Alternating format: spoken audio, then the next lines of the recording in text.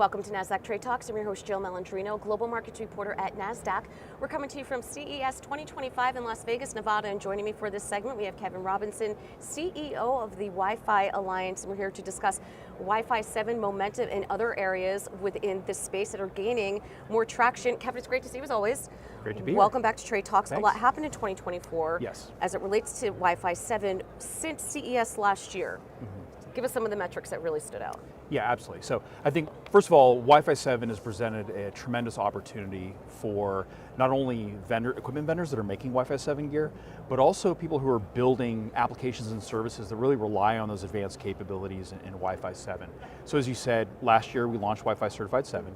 We've been very pleased with the momentum we're starting to see. So just in 2024 alone, we've shipped about 269 million Wi-Fi 7 devices in this industry, and those represent a little more than 1,300 different product models. Really everything from all your flagship smartphones, you know, the Pixel, the iPhone, the Galaxy, et cetera, including things like the PS5, Sony PS5, right? So really Wi-Fi 7 making its way into all manner of products that you see around the showroom floor. We're expecting momentum to continue at a very rapid pace. With by 2027, I think we expect roughly 50% of all Wi-Fi traffic will be going over a Wi-Fi 7 link. So really kind of a tipping point in terms of that migration over to Wi-Fi 7. And then by 2030, we're expecting that the global market value of Wi-Fi 7 is going to surpass $24 billion US. Yeah, so just for some context here, you hear Wi-Fi 7, but when I look at my phone, I see 5G. Are we not on Wi-Fi 7, or is it the providers that provide it, or am I looking at the wrong numbers? How do we know when we're on the latest Wi-Fi? Sure, so I mean, part of that depends on whether you're actually connected to Wi-Fi. Right. So if I pulled out my phone today and connected to a Wi-Fi network, it would likely show in the little waves, either a 6 or a 7, depending on what I'm connected to, and it might indicate that I'm also connected to the 6 gigahertz band as well. Right. So you know, it depends what you're ultimately connected to. At the end of the day, the users don't care as much. They just want good connectivity. Right? If I'm connected, I don't care, right? So, and we take it for granted. You do. Yeah. Right? So you can't take it for granted. Let's talk about 6G advocacy here and the formulation of policy. What are some of the issues, the opportunities, what you're advocating for? So 6 gigahertz is really an essential piece of the future of Wi-Fi. Let's be very clear. Now when you look at, and it's really not just Wi-Fi, it's connectivity as a whole, because you look at kind of the connectivity landscape, it's not just one technology, right? So you need cellular for that high performance connectivity on the go using 5G or 6G in the future. You need things like fiber for power efficient, high performance broadband connectivity to the home, and then you need high performance Wi-Fi for that link to your mobile device or whatever you're using. And so really all of those complementary technologies have to be high performance. Now, when you look at kind of the roadmap and the demands that are going to be placed on Wi-Fi going forward, it really requires this additional spectrum in the 6 gigahertz band to meet that incredible demand and that kind of deluge of data and those performance requirements that we're expecting to see going forward. Now, in the US, we're in a great position. You know, the US, South Korea, Canada released the full 1200 megahertz of that band for use by unlicensed like Wi-Fi.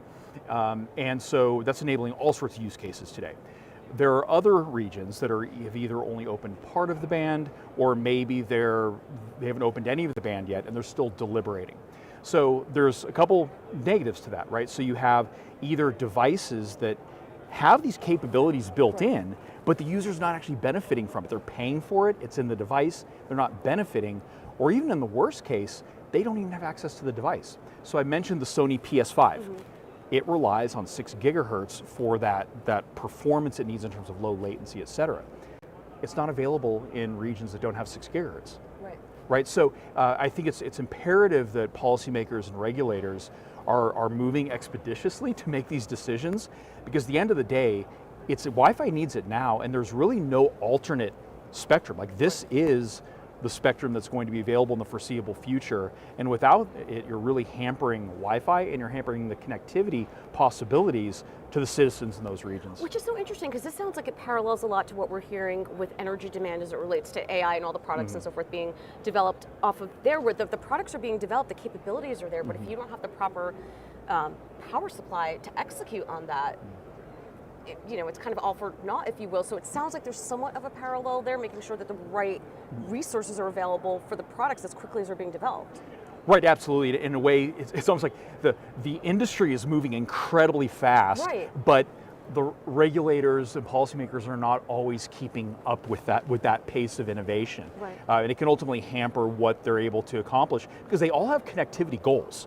Whether it's digital decade to deliver gigabit connectivity everywhere in Europe, and that relies on Wi-Fi and things like 6 gigahertz. So they're kind of undermining their long-term objectives. I mean, again, not to sound flippant, but we are so, we just don't think about it, which is a good thing. Look at what we've learned even through the past 5 years of working virtually or remotely. I have a home studio in my house. I didn't think 5 years ago that was a possibility, and we're able to report globally. So Wi-Fi really has a critical part in democratization, accessibility, driving innovation. Absolutely. When you go around the showroom floor, Right. connectivity is such a core component of everything, right? Just about probably half or more of the products out here require some Right. level of connectivity. And Wi-Fi is foundational to delivering that connectivity in so many of the products that are out there. And it's an incredibly diverse, capable, and flexible technology, right? So you've got everything from low power, long range Wi-Fi devices using something like Wi-Fi Halo. You have obviously the high performance stuff I mentioned, gaming, AR, virtual reality that requires incredibly low latency, which if your viewers don't know, it's basically it's the lag or the delay you might see in the experience. And in fact, you can get nauseous and sick if you have high latency, right? So you have to deliver these great experiences, and Wi-Fi has all these capabilities, and particularly Wi-Fi 7, tagged along with 6 gigahertz, that allow us to deliver on those so that all these vendors out here can sell incredible products that delight their customers. Yeah, well, my producer is a gamer, so Okay. if we don't get Wi-Fi stepped up here, we're gonna have, he's the one that you have to talk to. But no, it really is, it's fascinating because we just don't think about it, which is, it's great to see the user experience evolve, but you want to be aware of what it takes to make that happen as well. Right. Yeah. It absolutely it takes a lot of innovation in the technology.